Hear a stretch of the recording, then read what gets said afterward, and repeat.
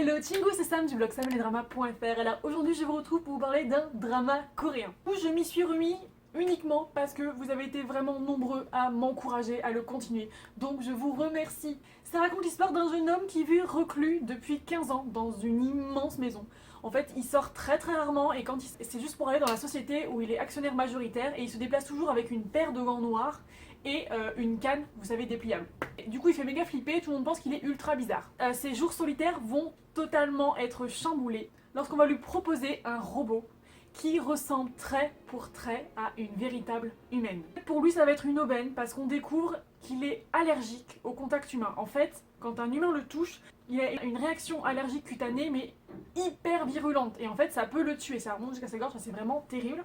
Et du coup, on se rend compte que c'est un personnage qui est vraiment seul et qui a vraiment besoin de compagnie et ce robot pour lui c'est vraiment une aubaine. Sauf que la veille de la livraison, le robot tombe en panne et du coup, comme ce robot avait été fait sur le modèle d'une jeune femme, en fait l'ex-petite amie justement de l'inventeur, il demande à celle-ci de remplacer le robot pour quelques jours. Donc du coup cette fille qui est humaine va pénétrer dans la maison de notre héros qui est allergique aux humains.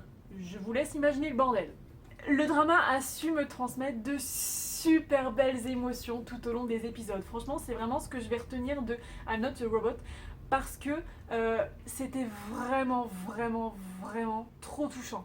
J'ai énormément rigolé dans les premiers épisodes parce qu'on a vraiment un comique de situation qui est permanent, c'est à mourir de rire parce qu'il pense vraiment que c'est un robot alors que non, elle est totalement humaine. Et j'ai aussi pleuré parce que le héros m'a fait tellement mal au cœur, mon dieu, c'était tellement horrible. Parce que lorsqu'il se rend compte qu'il est tombé amoureux du robot, enfin en fait c'est une humaine mais il sait pas qu'elle est humaine, il pense que c'est vraiment un robot, c'est terrible pour lui. Donc il essaye de trouver par tous les moyens des manières de se rassurer en se disant que peut-être un robot ça peut développer des sentiments, peut-être un robot ça peut tomber amoureux pour de vrai, et c'est vraiment terrible quand petit à petit il se rend compte, parce que les faits sont comme ça, que non, un robot ne peut pas être amoureux.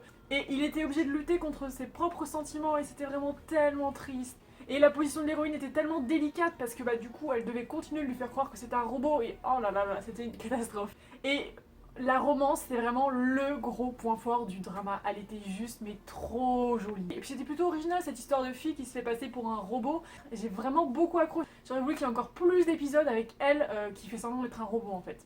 La réalisation est vraiment très belle, c'est vraiment très travaillé, en même temps on peut pas en attendre moins du réalisateur de W, donc vraiment c'est juste une qualité d'image qui est folle.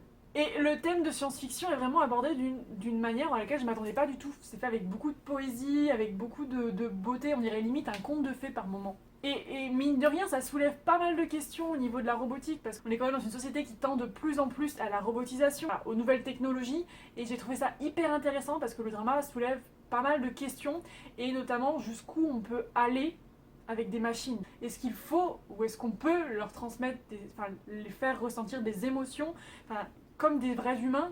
Des fois même des robots pourraient être plus humains que des vrais humains. Enfin bref, c'est hyper intéressant dans ce sens-là, dans la manière de réfléchir.